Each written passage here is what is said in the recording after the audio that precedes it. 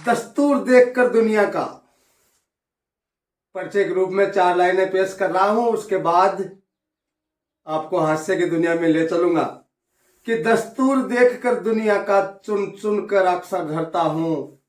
इस रंजो गम के मौसम की हास्य में व्याख्या करता हूं। वाचाल नहीं इतना ज्यादा पर कम अर्थों में मौन हूं मैं। इतना ही परिचय काफी है, अब आप समझ लो कौन हूं मैं। दोस्तों, ये दुनिया जिसमें आज हर व्यक्ति टेंशन में है, लेकिन जो अपने कार्य में व्यस्त है वो ही इस दुनिया में सबसे मस्त है।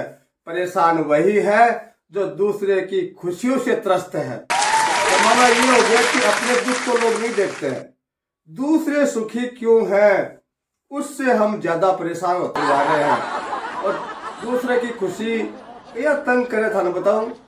एक भी व्यक्ति की बीवी कोई मेला में खोगी, वो आपके दोस्त में लेके और थाना में रिपोर्ट लिखाने के लिए गए। जाके थानेदार के पास उसने पूरे डिटेल लिखवा दिया।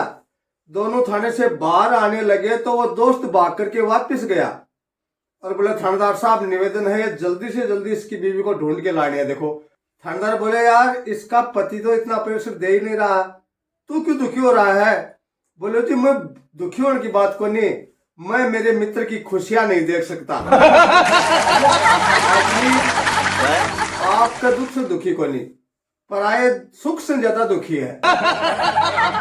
औरों को अगर बोले दुखी देखते हैं तो मन में एक शांति होती है। वो पेशेंट चला गया डॉक्टर के पास, बोले डॉक्टर साहब मेरे हर समय तनाव सा रहता है, शाम के समय तो मैं बहुत बुरी तरह से तनावग्रस्त हो जाता हूं।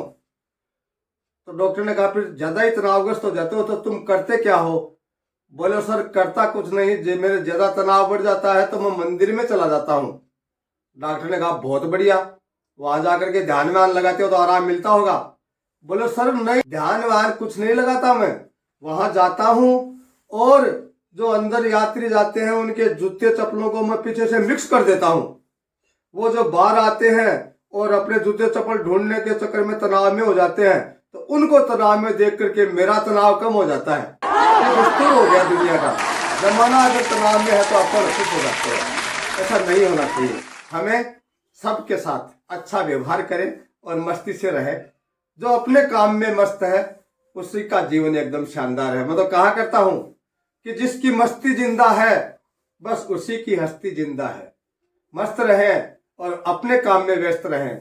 जिसकी मस्ती जिंदा है बस उसी की हस्ती जिंदा है। जिसकी मस्ती मर गई वो तो ही धरती पर जबरदस्ती जिंदा है, वो तो भारी मालिक है धरती पर।